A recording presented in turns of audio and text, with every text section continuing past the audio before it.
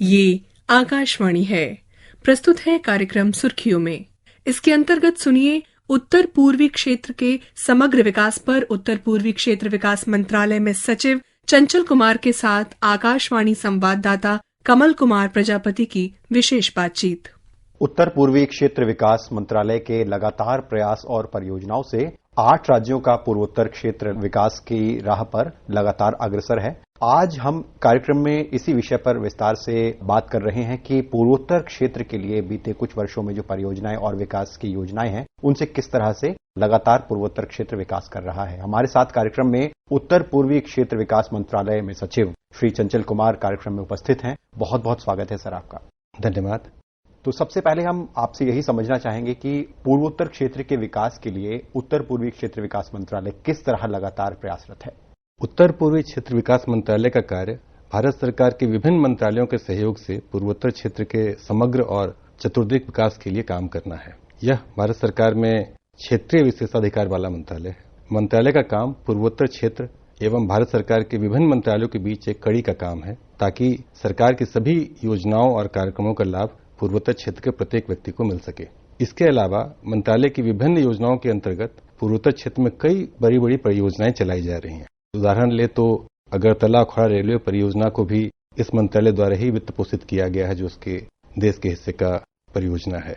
इससे उस क्षेत्र के आर्थिक विकास में और वहां की संपर्कता में बहुत मदद मिलेगी। तो पूर्वोत्तर क्षेत्र के लिए चलाई जा रही जो विभिन्न परियोजनाएं हैं, वो किस तरह से जो सरकार की एक्ट ईस्ट नीति है उसके लिए एक बहुत बड़ा उदाहरण है। यह परियोजना जो हम चलाते हैं, अगर भारत सरकार की नीति जो एक्ट ईस्ट की नीति है उसके संदर्भ में देखें तो यह निसंदेह वहां के आर्थिक विकास को और मजबूती प्रदान कर रहा है। हमारा मंत्रालय एक्ट ईस्ट नीति के तहत विभिन्न मंत्रालयों और विभागों के द्वारा चलाई जा रही विभिन्न गतिविधियों में समन्वय स्थापित करता है और वहां की एफिशिएंसी, वहां की दक्षता जो है उन योजनाओं की, उसको बेहतर करता है। और अब अगर हम देखें तो विगत कुछ वर्षों में इसके सकारात्मक परिणाम सामने नजर आ रहे हैं। क्या कुछ ऐसी विभिन्न परियोजनाओं के बारे में आप प्रकाश डालना चाहेंगे जो पूर्वोत्तर क्षेत्र के विकास में बहुत महत्वपूर्ण है, जिसमें कई विकास परियोजनाएं हैं, सड़क से जुड़ी हुई, कनेक्टिविटी से, जलापूर्ति, बिजली। तो इन विकास परियोजनाओं के बारे में अगर आप कुछ हमारे श्रोताओं को जानकारी देना चाहें। विभिन्न मंत्रालयों की बहुत गतिविधियां वहां होती हैं, परंतु इसके अलावा इस मंत्रालय के माध्यम से भी हम भारत सरकार के कई योजनाओं को पूर्वोत्तर क्षेत्र में वहां के सर्वांगीण विकास के लिए क्रियान्वित करते हैं। शिक्षा, स्वास्थ्य, सड़क, बिजली, पानी, पर्यटन आदि के क्षेत्र में हम लोगों ने कई परियोजनाएं वहां चला रखी हैं। अगर हम देखें तो कुछ महत्वपूर्ण परियोजनाएं जो हैं उसमें अरुणाचल प्रदेश के ईटानगर में स्वास्थ्य क्षेत्र के तहत राज्य कैंसर संस्थान की स्थापना, असम में स्वास्थ्य क्षेत्र में शिवसागर में मेडिकल कॉलेज की स्थापना, शिक्षा क्षेत्र में कामरूप जिले के 20 सरकारी स्कूलों को सेंटर ऑफ एक्सीलेंस के रूप में रूपांतरण, नागालैंड में दीमापुर के पास विद्युत सब स्टेशन का निर्माण, इसी प्रकार मणिपुर में आईटी एसईजेड जोन के लिए आधारभूत संरचना का निर्माण, सिक्किम में भालेडुंगा के पास रोपवे और स्काईवॉक परियोजना की स्वीकृति, त्रिपुरा में 200 बिस्तर वाले मातृत्व और शिशु देखभाल विंग की स्थापना, मेघालय में तुरा के पास आईटी पार्क की स्थापना की योजना, इसी प्रकार मिजोरम में आइजॉल बाईपास का निर्माण। इन सभी परियोजनाओं को हम लोगों ने स्वीकृति दी है। कुछ योजनाएं पूरी हो चुकी है और कुछ क्रियान्वित की जा रही हैं। इन परियोजनाओं के माध्यम से पूर्वोत्तर क्षेत्र में चिकित्सा, अवसंरचना, आजीविका, रोजगार सृजन आदि के क्षेत्र में महत्वपूर्ण भूमिका निभाने वाली परियोजनाएं क्रियान्वित की जा रही हैं। आपने पर्यटन की बात की, तो पर्यटन के क्षेत्र में हम देखें तो पूर्वोत्तर क्षेत्र की बहुत ज्यादा समृद्ध इस मामले में इसलिए माना जाता है क्योंकि वहां की संस्कृति, वहां की परंपराएं और जो शिल्पकला है वो बहुत ज्यादा प्रसिद्ध है। तो इस मामले में हम देखें तो पर्यटन की अपार संभावनाएं हैं। तो पर्यटन को और ज्यादा समृद्ध बनाने के लिए उत्तर पूर्वी क्षेत्र विकास मंत्रालय किस तरह से प्रयासरत है, कौन सी विशेष परियोजनाओं पर काम कर रहा है। पूर्वोत्तर क्षेत्र में विकास में पर्यटन की महती भूमिका हो सकती है और इस बात को हम सभी जानते हैं, और इसी कारण से मंत्रालय विभिन्न स्तरों पर प्रयासरत है कि कैसे हम पर्यटन की योजनाओं को वहां मूर्त रूप दे सकें। वर्तमान में जिन पर्यटन स्थलों पर ज्यादा पर्यटक जाते हैं उन स्थानों पर पर्यटकों के लिए सुविधा को बढ़ावा देना, नए पर्यटक स्थलों को चिन्हित कर वहां पर आधारभूत संरचना का निर्माण करना, उनका प्रचार प्रसार करना, पर्यटकों के लिए सुविधाओं को विकसित करना, वहां पर संपर्कता को बढ़ाना, इन सभी के लिए हम लोग विभिन्न परियोजनाओं के माध्यम से प्रयास कर रहे हैं। हाल ही में मंत्रालय ने एक कार्यबल का गठन किया है जो राज्य सरकार के साथ बात कर उनके सहयोग और समन्वय के साथ और क्या क्या कार्य हमें इस क्षेत्र में करने हैं इस पर सुझाव देगा। मंत्रालय ने पूर्वोत्तर राज्यों के परामर्श से हर राज्य में एक अच्छे और महत्वपूर्ण पर्यटन स्थल की पहचान की है, जिसे हम आदर्श पर्यटन स्थल के रूप में विकसित कर सकते हैं। इसके लिए राज्य सरकारों के साथ बातचीत कर हम वहां पर उनकी कमियों को, जो आधारभूत संरचना की कमी है उन क्षेत्रों में, उनको पहचान रहे हैं। उसको हम कैसे दूर कर सके, इसके लिए हम लोग आपस में बात कर रहे हैं, जिससे कि योजनाओं को मूर्त रूप दिया जा सके। कृषि और हस्तशिल्प ये और वो विशेष पहचान है जो पूर्वोत्तर क्षेत्र में कई संभावनाओं को खोलती है। तो कृषि और हस्तशिल्प, हस्तकला को लेकर उत्तर पूर्वी क्षेत्र विकास मंत्रालय की क्या गतिविधियां या क्या परियोजनाएं हैं जिनसे इस क्षेत्र में और ज्यादा लोगों के जीवन स्तर में सुधार आ सके? हमारा मंत्रालय भारत सरकार के विभिन्न संबंधित मंत्रालयों जैसे कौशल विकास एवं उद्यमिता, कृषि एवं किसान कल्याण, एमएसएमई, संस्कृति, पर्यटन आदि विभागों और मंत्रालयों के साथ निरंतर वार्ता के द्वारा बातचीत कर यह सुनिश्चित करता है कि उनकी हर योजना का लाभ पूर्वोत्तर क्षेत्र के सभी नागरिकों को मिल सके। साथ ही मंत्रालय अपने पूर्वोत्तर क्षेत्र के संगठनों द्वारा भी कई गतिविधियों पर काम कर रहा है। जैसे पूर्वोत्तर परिषद ने पूर्वी विकास वित्त निगम लिमिटेड नेटफी के सहयोग से जुलाई 2024 में नीरेस नामक एक डिजिटल पहल की शुरुआत की है, ताकि पूर्वोत्तर क्षेत्र से कृषि और बागवानी उत्पादों के लिए ताजे और प्रसंस्कृत सामग्री दोनों रूपों में बाजार से जुड़ाव प्रदान किया जा सके। इसके अलावा अगरवुड उभरता हुआ प्रक्षेत्र है जिसके निर्यात की बहुत अधिक संभावनाएं हैं। पूर्वोत्तर क्षेत्र में अगरवुड आर्थिक विकास और अंतर्राष्ट्रीय व्यापार के लिए महत्वपूर्ण संभावना रखता है और उनकी इसी क्षमता को पहचानते हुए इसके संवहनीय विकास के लिए हम लोगों ने एक अंतर मंत्रालय कार्यबल का गठन किया था। उन्होंने अपनी सिफारिश दे दी है। अब हम अलग अलग मंत्रालयों के साथ बात कर रहे हैं कि कैसे इसे हम मूर्त रूप दे सके। इसके अलावा हमारा एक और लोक उपक्रम है नेरामैक, उत्तर पूर्वी क्षेत्रीय कृषि विपणन निगम लिमिटेड। इन्होंने पूर्वोत्तर क्षेत्र में लगभग 34,500 किसानों का एक नेटवर्क, एक जाल बनाया है और 220 किसान उत्पादक कंपनियां भी बनाई हैं। इन्होंने वहां पर 3 विशिष्ट ब्रांड विकसित किए हैं। इन ब्रांड का नाम है any fresh, one, any premium, और इसमें मूल्यवर्धन के माध्यम से वहां के स्थानीय किसान बागवानी उत्पादों का विपणन कर रहे हैं। 250 से अधिक कृषि आधारित मूल्यवर्धित पैकेज्ड और ब्रांडेड उत्पाद बनाए गए हैं। इससे खुदरा उत्पादों को भी बढ़ावा मिला है और साथ ही हमारे इस लोक उपक्रम ने कौशल विकास प्रशिक्षण के माध्यम से कृषि बागवानी के क्षेत्र में 12,000 से अधिक युवाओं को भी कुशल बनाया है। इसके अलावा हमारा एक और लोक उपक्रम है नेरामैक, जिसने कृषि बागवानी से संबंधित हितधारकों के बीच सीधे विपणन के लिंकेज को विकसित करने के लिए कई अंतर्राष्ट्रीय और राष्ट्रीय क्रेता विक्रेता की बैठक की है। कई अंतर्राष्ट्रीय आयोजनों में भाग लिया हमारे वहां के किसानों ने।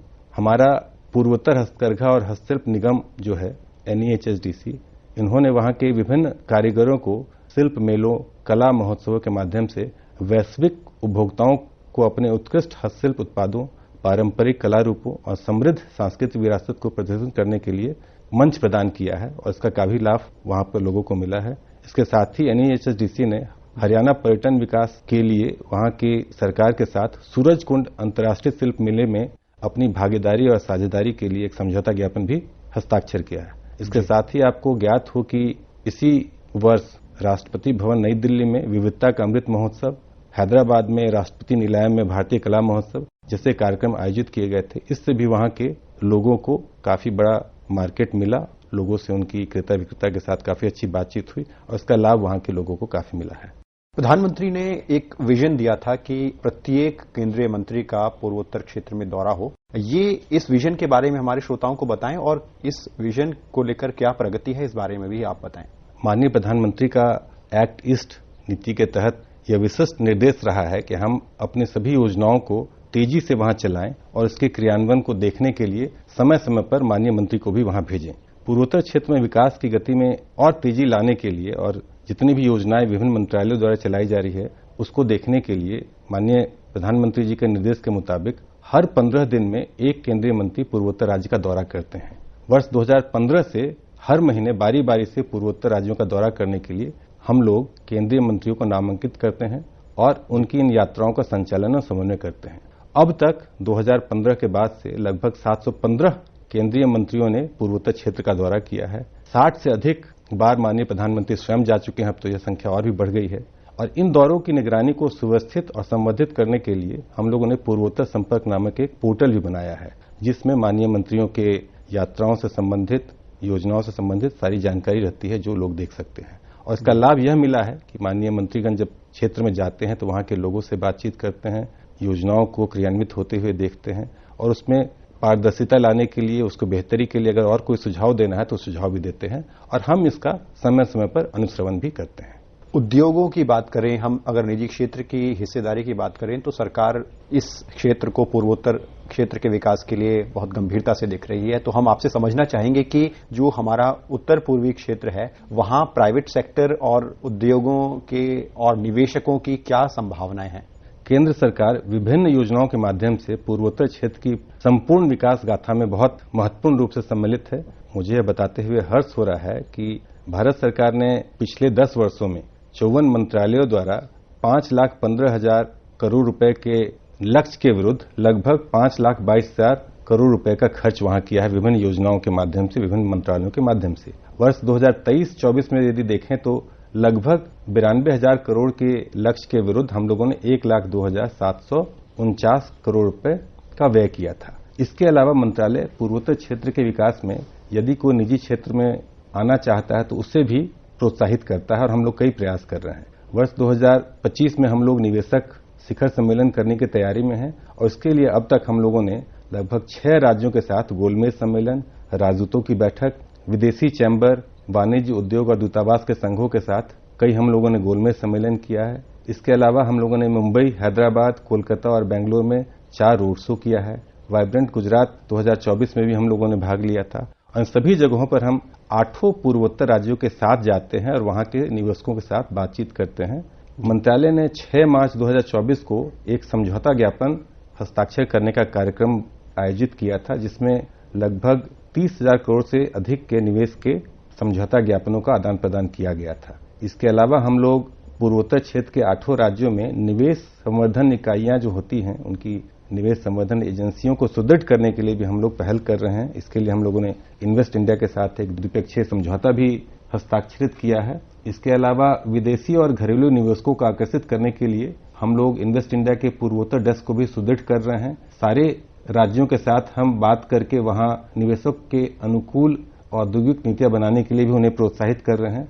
यह हर्ष का विषय है कि हाल ही में असम में सेमीकंडक्टर विनिर्माण के लिए उद्योग लगाने के लिए लोगों ने अपनी रुचि दी है और यह कार्यान्वित किया जा रहा है। इससे वहां आसपास के इलाकों में भी विनिर्माण के, खासकर आईटी सेक्टर में छोटी बड़ी इकाइयों की स्थापना को काफी प्रोत्साहन मिलेगा। अंत में हम आपसे ये भी समझना चाहेंगे क्योंकि विकास के साथ सतत विकास या सस्टेनेबल डेवलपमेंट पर भी बहुत जोर है और इस ओर भी सरकार प्रयास कर रही है। तो पूर्वोत्तर क्षेत्र के संदर्भ में हम आपसे अगर संक्षेप में समझना चाहें तो सस्टेनेबल डेवलपमेंट को सरकार किस तरह से देख रही है?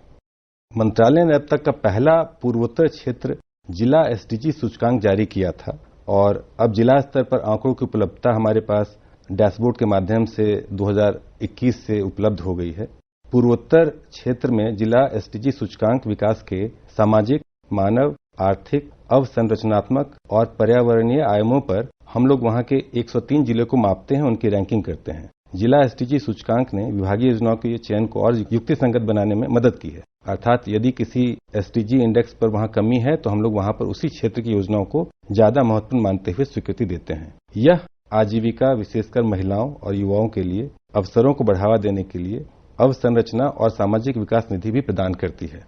इसके माध्यम से जो सस्टेनेबल डेवलपमेंट की बात हम करते हैं, उस संवहनीय विकास के लिए हमारे लक्ष्य जो हैं उससे हम जल्दी प्राप्त कर पाएंगे, चूंकि अब हम जिलावार एसडीजी इंडेक्स की अनुश्रवण की समीक्षा करते हैं और उसको बेहतर करने के लिए हम योजनाओं की स्वीकृति उसी अनुसार देते हैं।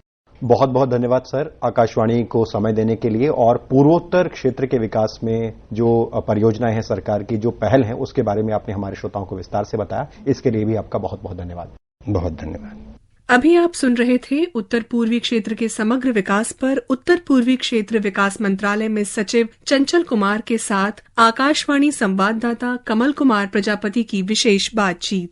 ये कार्यक्रम आकाशवाणी के समाचार सेवा प्रभाग द्वारा प्रस्तुत किया गया। इसे आप हमारे mobile app news on AIR और YouTube channel news on AIR official पर भी सुन सकते हैं। इस कार्यक्रम के संबंध में अपनी प्रतिक्रिया आप हमें ईमेल या व्हाट्सएप के माध्यम से भेज सकते हैं। ईमेल का पता है airnsdtalks@gmail.com और व्हाट्सएप नंबर है 9289094044।